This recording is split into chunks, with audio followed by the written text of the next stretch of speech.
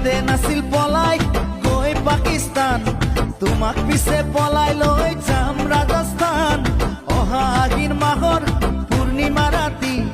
কৈ থলো মই সঁচাকে তোমাক কথা দি